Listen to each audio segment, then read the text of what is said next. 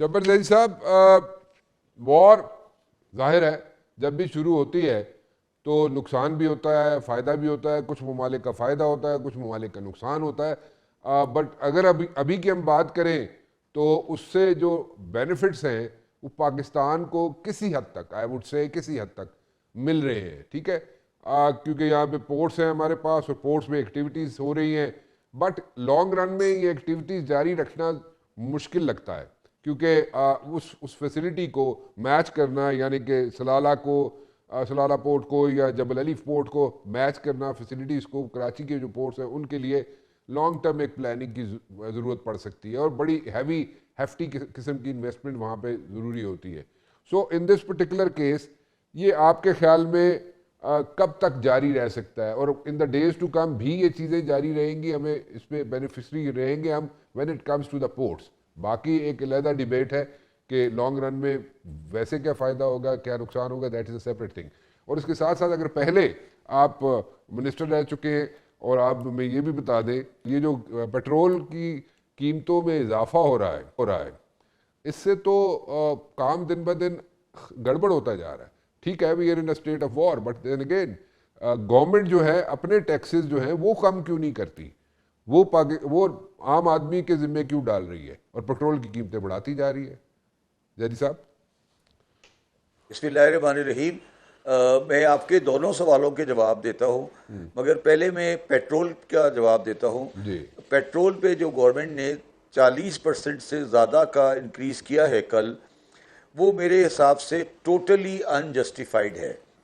और इसको मैं बहुत आसान कर देता हूँ कि अगर आज यही डॉलर पैरिटी के हिसाब से लगाया जाए तो इंडिया में पेट्रोल इस वक्त 320 बनता है, हमारे 458 रुपये के दरमियान में, तो हम 130 रुपये महंगा पेट्रोल दे रहे हैं, और जो तकरीबन वही अमाउंट हमारी पेट्रोलियम लेवी की है। तो हम एक्चुअली एक एक्स्ट्रा ऑर्डिनरी महंगा पेट्रोल दे रहे हैं और पेट्रोल से पैसे कमा रहे हैं by way of sale tax, जो कि हमें नहीं करना चाहिए। और 458 रुपये के पेट्रोल के साथ पाकिस्तान का फिक्स्ड इनकम का जो दरमियाना तबका है और गरीब आदमी बुरी तरह पिस जाएगा, और ये आज हमारे लोगों को समझ नहीं आ रही। अच्छा, अब बात बड़ी सिंपल सी है, इनके पैसे पूरे नहीं हो रहे क्योंकि टैक्सेशन में, और ये IMF को जवाब देना चाहते हैं, इसलिए इन्होंने ये पैसे बढ़ाए हैं। मगर ये इसका दूसरी बात, इसकी वजह ये है कि क्योंकि अपोजिशन बिल्कुल नालायक और बिल्कुल बेकार है, तो इनको इसका खौफ नहीं है कि लोग इनका रजिस्ट करेंगे, तो इसलिए वो बड़ा शेर होके पैसे बढ़ा रहे हैं। शब्बर साहब, इसी पे मेरा एक सवाल है।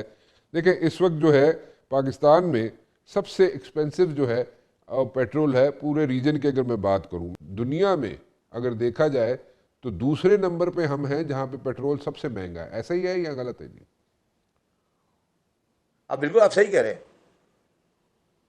नहीं, मैं ये कह रहा हूँ, वही तो मैं अर्ज कर रहा हूँ ना, कि आपका जो पेट्रोल है वो इस वक्त तकरीबन सबसे महंगा तरीन हो गया है दुनिया में। जी हाँ। अच्छा, पहले वाले सवाल का जवाब जो है वो पॉजिटिव है। देखिए राना साहब, जो सलाला है या जबले अली है या कोई और पोर्ट है, वो जिंदा रहती है अपनी इकोनॉमिक एक्टिविटी की वजह से, और जो एनवायरनमेंट उसको चलाता है।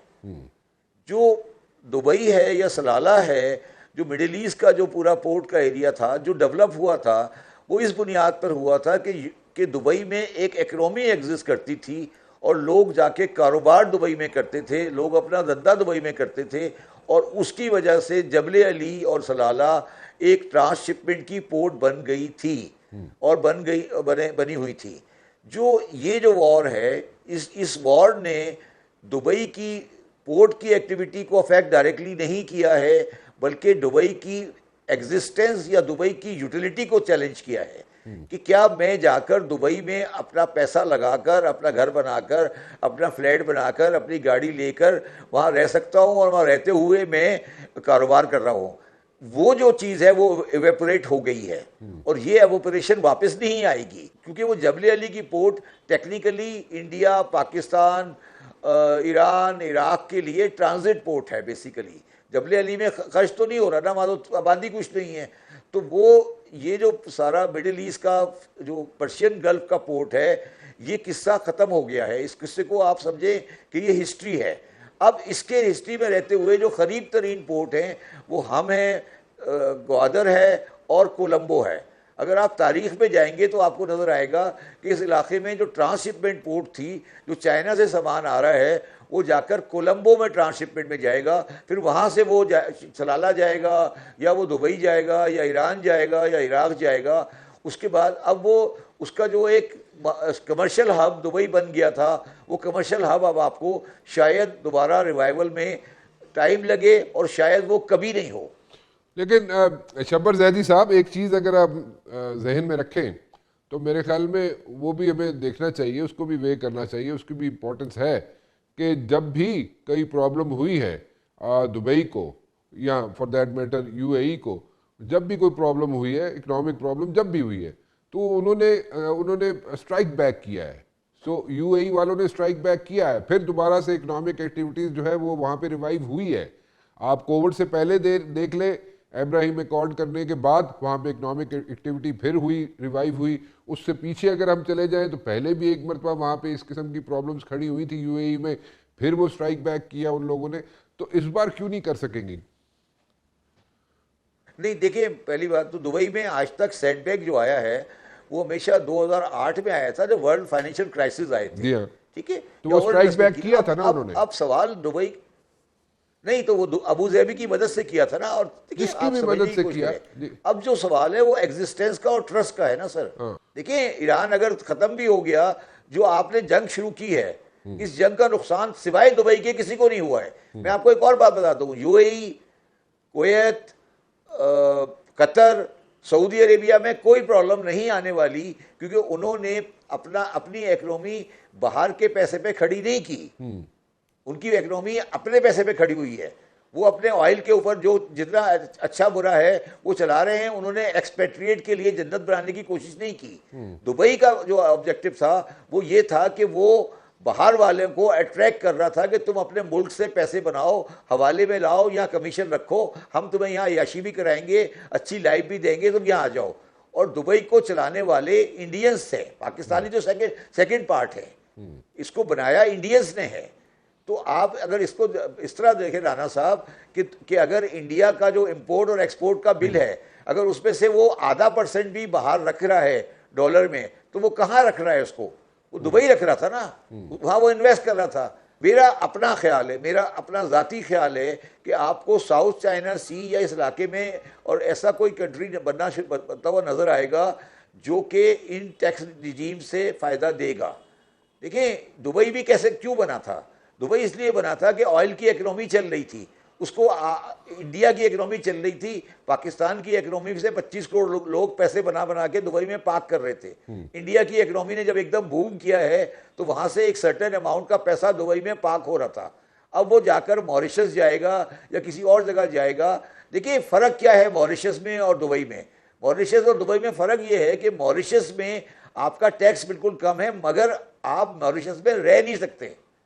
دبئی نے یہ ایڈوانٹیج دیا تھا انڈینس کو کہ آپ دبئی میں رہ بھی سکتے ہو, عیاشی بھی کر سکتے ہو, کار ریسنگ بھی کر سکتے ہو, وہ ہم آپ کو ایڈڈ ایڈوانٹیج دے رہے ہیں. یہی ایڈوانٹیج تھا جس کی وجہ سے لوگ دبئی گئے تھے اور انہوں نے دبئی میں انویسٹ کیا تھا. اب یہ میں نہیں کہہ رہا کہ میری بات صحیح ہے, وہ ایڈوانٹیج آپ رکھ سکو گے جب آپ کا ٹرسٹ گیپ ڈیولپ ہوا ہے اگینسٹ ایران. ہٹ کر رہے ہیں وہ دبئی کی ان کمپنیوں کو جہاں پہ امریکن کمپنی بیٹھی ہوئی ہیں.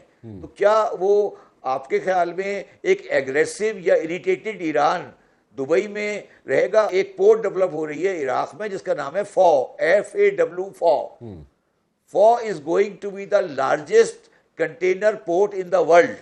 اچھا, اور یہ پورٹ ڈیولپ ہوگی جو کہ ٹرانزٹ کرے گی اس رستے سے, اور وہ نہر اور سوئس کو بھی اوائڈ کر کے یہاں سے وہ سامان لے جانے جا رہے ہیں. اور مڈل ایسٹ کا نقشہ اب وہ نہیں ہونے والا جو ہم سمجھ رہے تھے. اور آپ یہ بالکل دماغ میں رکھیں کہ ایک کنٹری ہے جس کو زندہ ہونا ہے, اس کا نام ہے عراق. اس کی آبادی 8 کروڑ ہے اور اس کے پاس $140 بلین کا ریزرو ہے, اور اس کے پاس ہیوج ریزرو ہے آئل کا. فوک سے پہلے جو پورٹ ہوگا, جو فوک کو فوق کو فیڈ کرے گا وہ گوادر اور کراچی ہوگا، اگر ہمیں عقل ہو اور اپنی چیزوں کو سمجھ سکیں۔ اچھا، گوادر میں جو میری نالج ہے وہاں پہ ویسلز آ سکتے ہیں، ڈیپ سی تو ہے، بٹ بڑے جہازوں کے لیے وہاں پہ کیپیبلٹی کو انہینس کرنے کی ضرورت ہے، اور دیکھیے وہاں میں پہ آپ کو تھوڑا سا ایک کی چیز جا سمجھا دوں سکتی ہے، گوادر کے بارے لیکن میں۔ when it comes to like ہمارا کراچی پورٹس، وہاں پہ تو بہت انویسٹمنٹ کی ضرورت پڑے گی، سو وہ اتنی ہمارے اندر دیکھیے میں آپ کو کیپیسٹی ایک ہے؟ چیز گوادر کے بارے میں سمجھا دوں، جی میں آپ کو گوادر کے بارے میں ایک چیز سمجھا دوں۔ دیکھیے اگر آپ مشرف کا زمانہ یاد کریں تو گوادر پورٹ کو ہم نے دیا تھا سنگاپور پورٹ اتھارٹی کو کہ آپ گوادر پورٹ ڈیولپ کریں۔ کس کے لیے؟